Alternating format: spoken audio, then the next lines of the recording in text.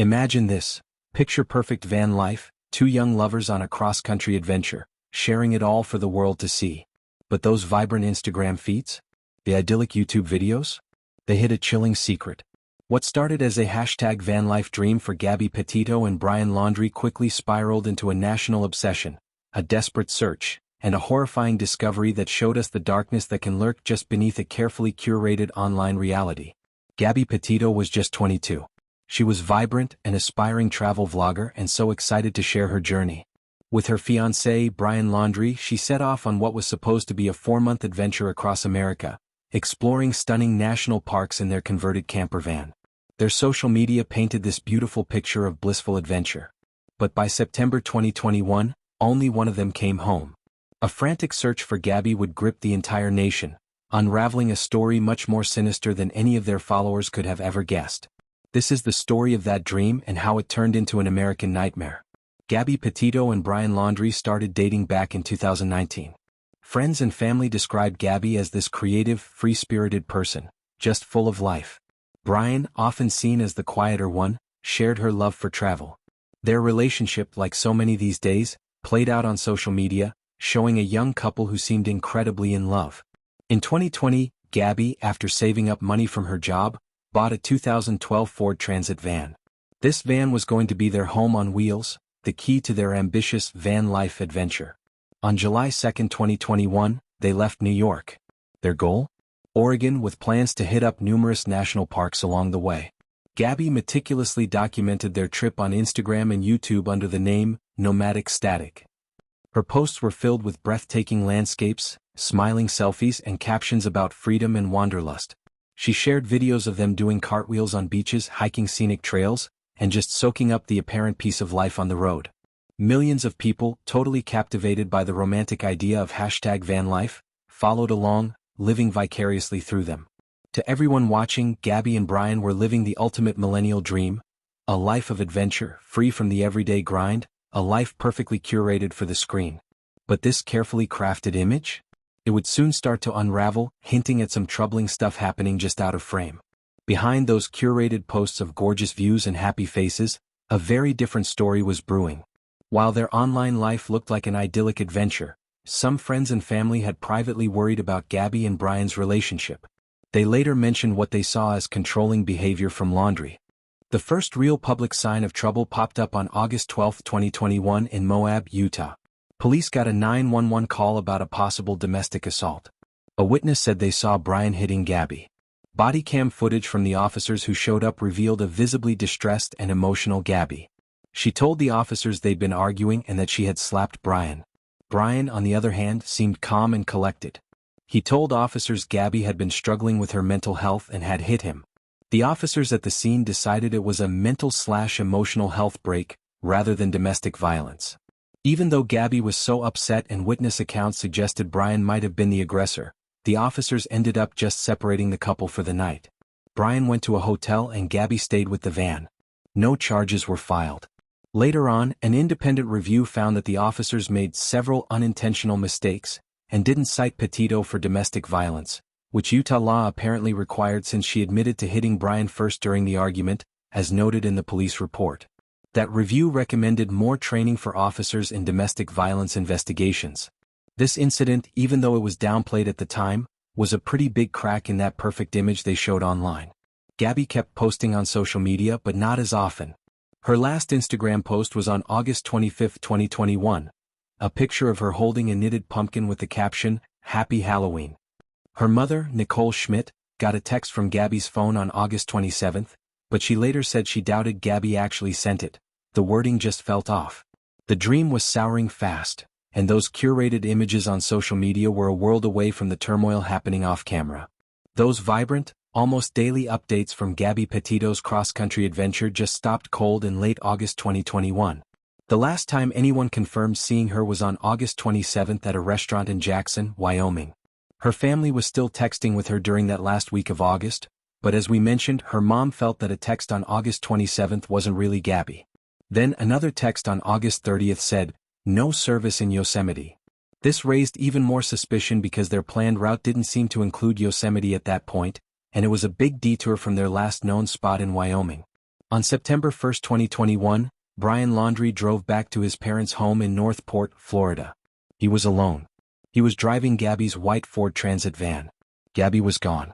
For 10 critical days, Brian and his family said nothing about Gabby's absence. They didn't call Gabby's family to tell them Brian was back without her, and they didn't report her missing. Getting more and more worried after days of silence from her daughter, Nicole Schmidt, Gabby's mother, officially filed a missing person report on September 11, 2021, with the Suffolk County Police Department in New York. The idyllic van life journey had officially turned into a missing person case, and a mother's desperate search for her child was about to become a national headline. The Northport police in Florida, where Brian lived, got involved, but when they tried to talk to Brian, they were met with silence. He hired a lawyer and refused to cooperate, offering zero information about where Gabby was or why he'd come back without her. This refusal to speak just made everyone more uneasy and suspicious about Gabby's disappearance. With Gabby Petito officially missing and Brian Laundrie refusing to talk, the search for the 22-year-old vlogger blew up into a national media frenzy. Her family, desperate for answers, made emotional public appeals for information and for Brian to please just say something. The story really struck a chord with so many people. A young woman chasing her dream vanishes under deeply mysterious circumstances. Social media, the very platform Gabby used to share her life, became a vital, if sometimes chaotic, tool in the search. Amateur sleuths on TikTok, Instagram, Facebook, and Reddit picked apart Gabby's posts, analyzed Brian's behavior, and shared theories, creating this viral storm of speculation and citizen investigation. Hashtags like #GabbyPetito and #FindGabby got billions of views.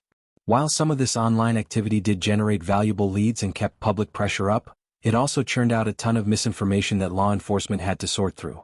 One of the biggest breakthroughs from social media actually came from fellow travel bloggers.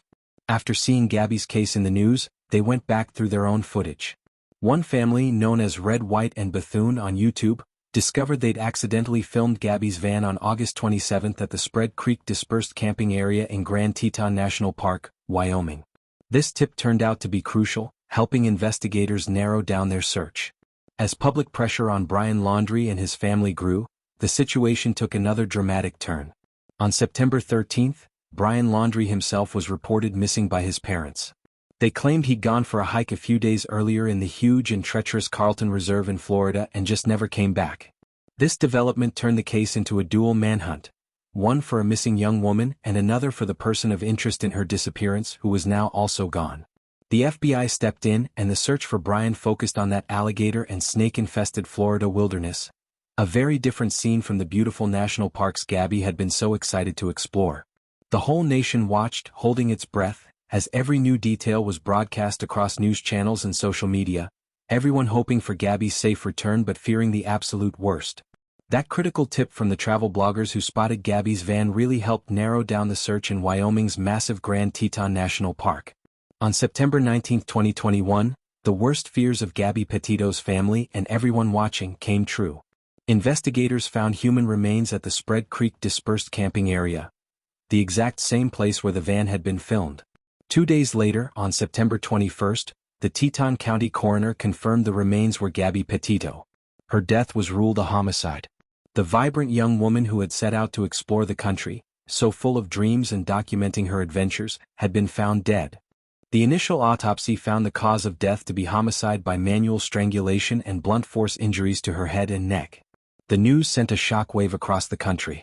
The #VanLifeDream had officially become a nightmare. The focus of the investigation then completely shifted to finding Brian Laundrie. He wasn't just a person of interest in Gabby's disappearance anymore. He was now the prime suspect in her murder.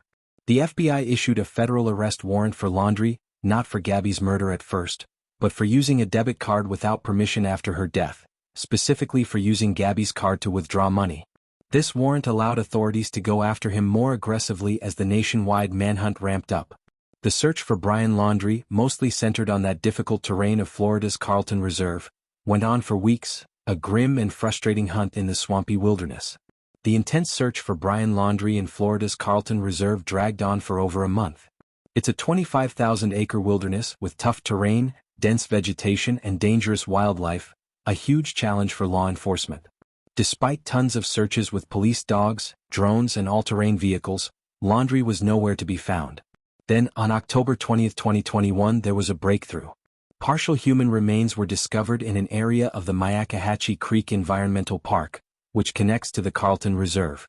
These remains were found near a backpack and a notebook that belonged to Brian Laundrie. Dental records soon confirmed that the remains were indeed Brian's. His family's attorney stated that he had died by suicide from a self-inflicted gunshot wound to the head. A revolver was reportedly found near his body. Finding Laundrie's remains ended the massive manhunt, but so many questions still lingered. The most crucial piece of evidence found with him was that notebook. Even though it had been underwater for weeks, investigators managed to recover some of what was written inside. In January 2022, the FBI announced that the notebook contained a written confession from Brian Laundrie. He claimed responsibility for Gabby Petito's death. In its pages, Laundrie wrote, "I ended her life."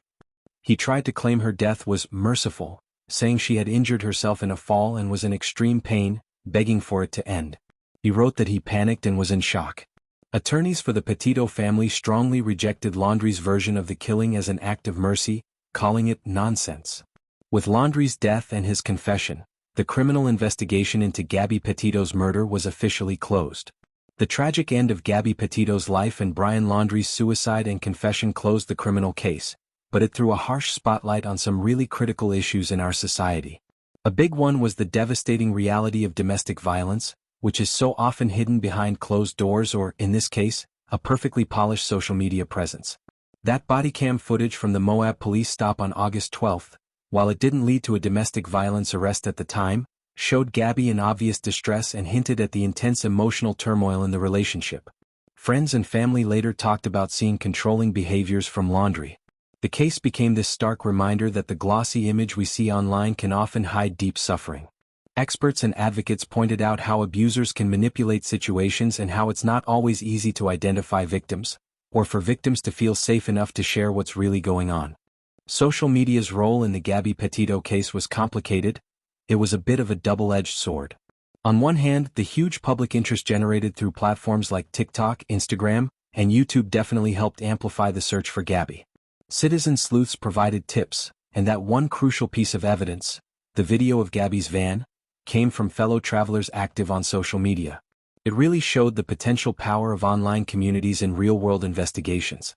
But it also highlighted the dangers of misinformation, online harassment, and the sometimes exploitative side of true crime content. The sheer amount of speculation often overwhelmed investigators and, at times, took away from factual reporting.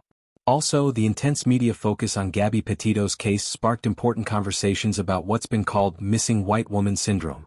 This refers to how missing white women often get way more media coverage than missing persons of color, especially Indigenous women, whose cases frequently get far less attention despite some really alarming statistics.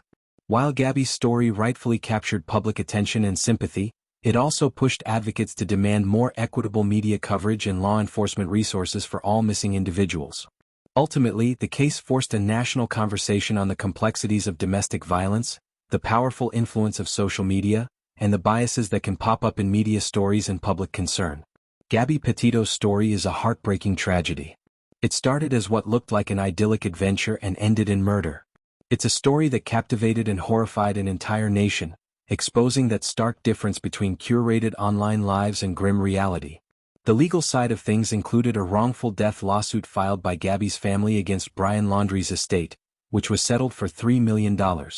Another lawsuit against Laundrie's parents, claiming intentional infliction of emotional distress, was also settled. Out in Utah, Gabby's parents have taken legal action against the Moab Police Department, arguing that their handling of that August 12 incident left Gabby vulnerable. This case continues to challenge laws about governmental immunity. Beyond the legal battles, Gabby Petito's legacy is really being shaped by her family's tireless advocacy. The Gabby Petito Foundation works to support organizations that help locate missing persons and aid victims of domestic violence. They're striving to turn their profound personal tragedy into a force for positive change. They hope that Gabby's story leads to greater awareness, better prevention strategies, and more support for those in abusive situations. This case is a chilling reminder of the hidden dangers of domestic abuse, the complex role social media plays in our lives and in true crime, and the ongoing need for us all to be vigilant and compassionate. Gabby Petito's bright spirit and adventurous dreams were tragically cut short. But through the efforts of her family and the conversations her story has sparked, there's hope that lessons can be learned, that other lives might be saved, and that her light in some way will continue to shine.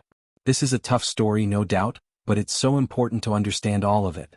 If you appreciate these kinds of in-depth looks at significant cases, please take a second to like this video and subscribe to our channel. We aim to explore these stories and keep you informed.